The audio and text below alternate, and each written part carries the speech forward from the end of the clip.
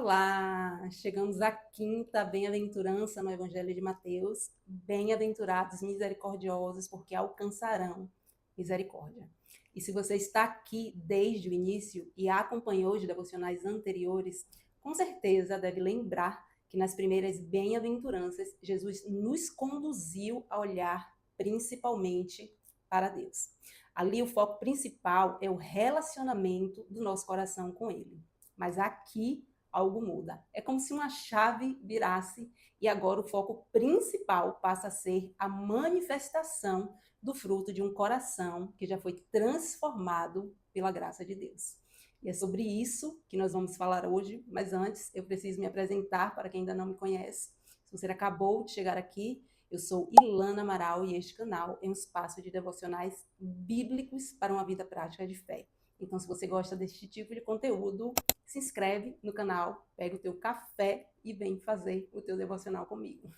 Bem, eu acredito que já falei aqui uma ou duas vezes durante essa série que as bem-aventuranças seguem uma sequência lógica, um progresso espiritual muito intencional. Jesus não estava falando de forma aleatória. Primeiro, nós vimos que os pobres em espírito reconhecem a sua falência espiritual ao perceber que não tem nada a oferecer para Deus.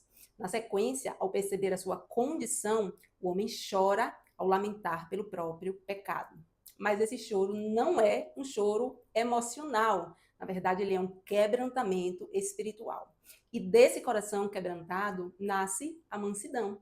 E o manso é aquele que, despojando-se do orgulho, submete a sua força ao senhorio de Cristo e se rende à vontade de Deus. E quando o nosso coração se rende ao Senhor, algo novo começa a surgir, que é a fome e a sede de justiça. Um desejo profundo de viver de acordo com a vontade do Senhor. Interessante, né? Me diz aí se isso aqui não segue um progresso, uma sequência muito clara. Mas se você ainda não assistiu os outros vídeos, volta lá depois para entender isso com mais profundidade, porque aqui eu estou fazendo apenas um panorama para contextualizar a palavra de hoje. Você percebe como o coração misericordioso nasce justamente dessa transformação interior que o Senhor opera em nós? Não tem como nos tornar misericordiosos sem antes ser transformado por dentro. Porque a nossa maneira de viver, ela está diretamente ligada à nossa maneira de pensar. E é a nossa mentalidade que molda o nosso coração. E eu sei que ouvindo isso, você já deve ter lembrado do que diz Romanos 12, 2. Não se amoldem ao padrão deste mundo, mas transformem-se pela renovação da sua mente, para que vocês experimentem a boa, agradável e perfeita vontade de Deus.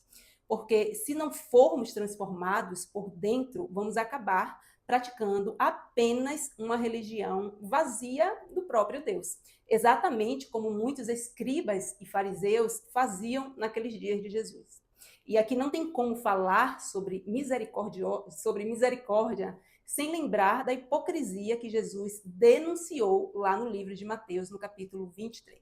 E antes que você pense que isso não tem nada a ver com a gente, em algum momento da nossa vida, se não agora, todos nós tivemos um pouco de fariseu dentro da gente. E todos nós corremos o risco de transformar a nossa fé em religiosidade. Por isso que precisamos constantemente permitir que Deus transforme a nossa religiosidade em compaixão e misericórdia. Mas vamos ler o texto lá em Mateus 23, 23. Lá Jesus declara: ai de vós, escribas e fariseus hipócritas, porque dão o dízimo da hortelã, do endro e do cominho, mas negligenciam os preceitos mais importantes da lei: a justiça, a misericórdia e a fé. Bem, os fariseus eram mestres da escritura, acredito que você já saiba disso, e eles dedicavam a vida ao estudo, à interpretação da escritura e ao ensino da lei. Eram profundamente comprometidos com a preservação das tradições e com a fidelidade ao texto sagrado. Mas havia um problema. Eles ensinavam a verdade, mas não praticavam esta verdade. Eles buscavam a honra dos homens e gostavam de serem vistos pelos outros. Usavam a lei para pesar a vida de outras pessoas e eram tão minuciosos que dizimavam até das pequenas ervas, como o texto que nós acabamos de ler menciona. Mas eles negligenciavam aquilo que era essencial: a justiça, a misericórdia e a fé. E negligenciavam essas coisas porque praticavam uma religião vazia de Deus. Tinham muita comunhão com as Escrituras, mas pouco relacionamento com Deus. E quem fala muito bem sobre isso é o Sky. Nem vou correr o risco de pronunciar o nome dele neste livro chamado Vida com Deus. Já deixo aí a indicação para vocês. Aqui no capítulo 3, ele nos mostra que é possível ter um profundo envolvimento com as Escrituras, com o texto religioso, mas ainda assim não conhecer Deus verdadeiramente. E quando nós olhamos para os evangelhos, percebemos que realmente existia um abismo entre o conhecimento dos fariseus, aquilo que eles praticavam, e o coração de Deus. E Jesus conta em Lucas 10 uma história que ilustra isso de forma muito clara. Um perito, a Bíblia nos conta que um perito da lei se levanta e pergunta a Jesus: Mestre, o que preciso fazer para herdar a vida eterna? E ao ler esse texto, a primeira coisa que me chamou a atenção aqui foi o motivo do coração daquele homem. O texto diz que ele faz essa pergunta para pôr Jesus à prova, ou seja, ele não estava realmente interessado em aprender. Na verdade, ele estava testando Jesus. E nós sabemos, pelos evangelhos, que isso era algo muito comum, era uma prática comum dos líderes religiosos daquela época. Eles faziam isso com frequência. Mas o segundo ponto que eu também achei interessante destacar aqui é que, mesmo sendo mestre da lei, conhecendo profundamente as Escrituras e tendo acesso às profecias messiânicas, eles estavam diante da palavra encarnada, diante do próprio Messias, e ainda assim não o reconheceu. E isso confirma exatamente o que nós falamos anteriormente. Eles tinham muita comunhão com as Escrituras, mas pouco relacionamento com Deus.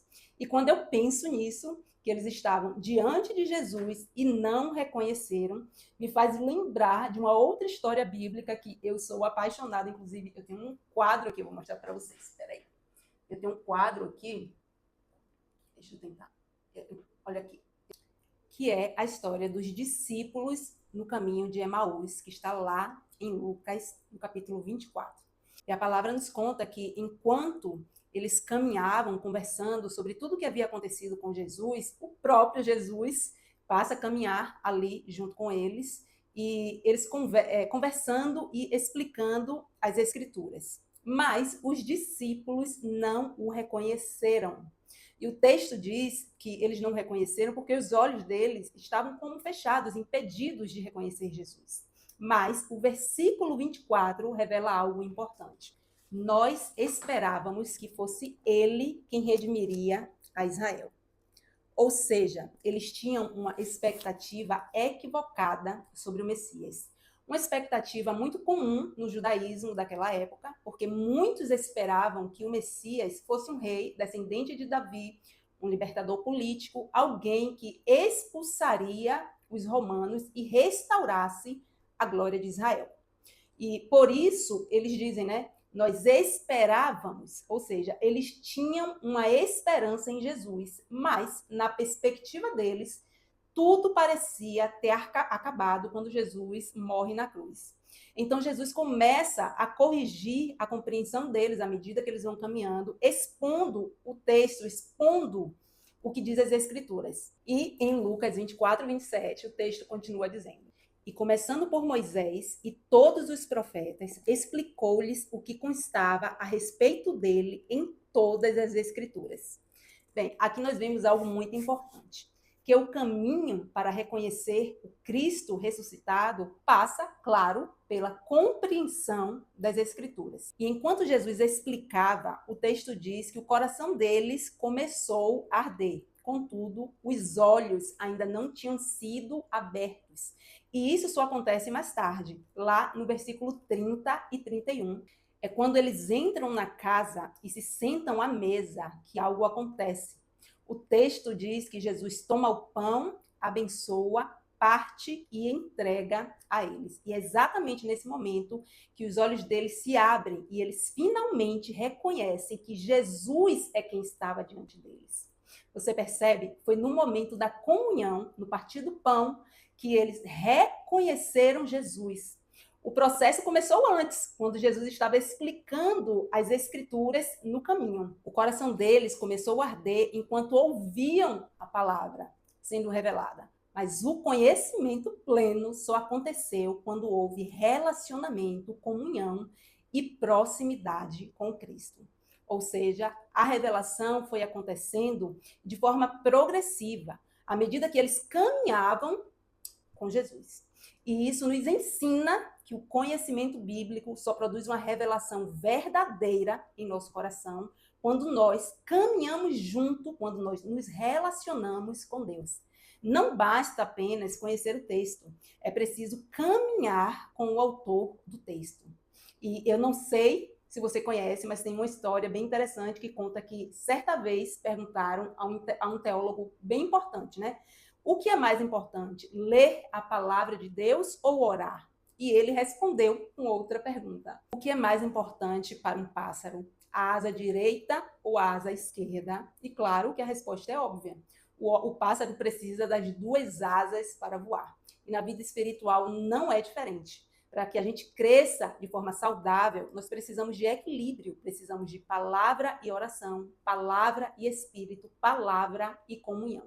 E a própria Bíblia nos mostra isso. Em Atos 2,42, nós lemos que a igreja primitiva se dedicava ao ensino dos apóstolos, à comunhão, ao partir do pão e às orações. Percebe? Palavra e comunhão caminham juntas, porque sem esse equilíbrio, o risco de nos tornarmos apenas pessoas religiosas é bem grande. E com isso nós nos tornaremos secos, endurecidos e crentes rígidos. Cristãos bem parecidos com os fariseus citados por Jesus. Pessoas que conhecem o texto, mas não refletem o coração de Deus. Pessoas que se tornam rígidas em cobrar, apontar, condenar os outros, mas que não oferecem nenhum tipo de misericórdia. E é exatamente o oposto daquilo que vemos em Jesus. Jesus sempre nos trouxe graça e verdade. Ele falava sim a verdade, mas também estendia a misericórdia. Ele confrontava o pecado, mas também oferecia restauração. Porque a palavra todo tempo nos mostra que, embora ele fosse muito misericordioso, ele jamais ignorou o pecado. Quem ama de verdade não faz de forma alguma vista grossa para o erro e para o pecado, mas ele enxerga de fato a situação com seriedade e também enxerga quem peca com compaixão.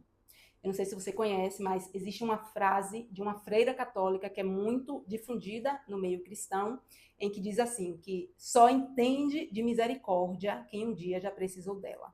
Agora me diz, quem nunca precisou da misericórdia? Somos todos frutos da misericórdia. O livro de Lamentações diz que ela se renova todos os dias. E é por conta desse grande amor de Deus sobre a nossa vida que nós não somos consumidos.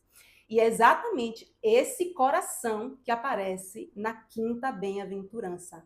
E quando Jesus diz, bem-aventurados misericordiosos, porque alcançarão misericórdia, ele não está apenas ensinando um princípio moral. Na verdade, ele está descrevendo o coração de quem já foi alcançado pela graça de Deus. Porque quem entende a própria miséria espiritual, quem reconhece o próprio pecado, quem já experimentou o perdão de Deus, passa a olhar para o outro de forma diferente, com compaixão e misericórdia. Mas eu entendo que, ao ler bem-aventurados misericordiosos, porque alcançarão misericórdia, à primeira vista, parece apenas um princípio de reciprocidade. Algo como quem faz o bem também recebe o bem. E eu passei a vida inteira entendendo esse texto dessa forma, mas graças a Deus pelo estudo teológico, porque eu entendi que não é sobre isso que Jesus está ensinando. Se fosse assim, a misericórdia seria uma moeda de troca para receber misericórdia de Deus. E isso entraria em conflito direto com toda a teologia da graça presente no Novo Testamento. Por exemplo, em Efésios 2, do 8 ao 9, Paulo ensina que nós somos salvos pela graça e não pelas obras. E lá no primeiro ou no segundo vídeo da nossa série, nós aprendemos que as bem-aventuranças são a descrição de quem já pertence ao reino de Deus. Então Jesus não está dizendo que se você for misericordioso, Deus então será misericordioso com você. Na verdade, ele está dizendo que quem realmente foi alcançado pela misericórdia de Deus, inevitavelmente se torna uma pessoa misericordiosa. Ou seja, a misericórdia que oferecemos ao outro é fruto da misericórdia que nós recebemos de Deus. Então, quando Jesus diz, bem-aventurado os misericordiosos, porque alcançarão misericórdia, ele está nos mostrando como é o coração de quem já foi transformado pela graça de Deus. Quem já foi alcançado pela misericórdia de Deus não consegue viver sem oferecer misericórdia ao outro. Porque, no final das contas, todos nós somos frutos da misericórdia de Deus. E talvez a pergunta que essa bem-aventurança deixa para nós hoje seja muito simples. Nós estamos apenas conhecendo as Escrituras ou estamos permitindo que ela transforme o nosso coração? Porque o verdadeiro seguidor de Cristo não é reconhecido apenas pelo que ele conhece da palavra de Deus, mas pelo coração que reflete o Senhor nas suas atitudes. E é por isso que Jesus diz, bem-aventurado os misericordiosos, porque eles alcançarão misericórdia. E esse princípio também aparece claramente em outras parábolas lá de Jesus, como Mateus 18, que fala sobre a parábola do servo impiedoso, mas hoje não dá, esse vídeo vai ficar muito extenso, quem sabe um outro dia a gente estude um pouco mais sobre isso. E eu encerro por aqui este devocional, mas se você gostou, se te abençoou, você pode compartilhar para que outras pessoas sejam abençoadas. E nós nos vemos no próximo vídeo. Até lá, que Deus te abençoe.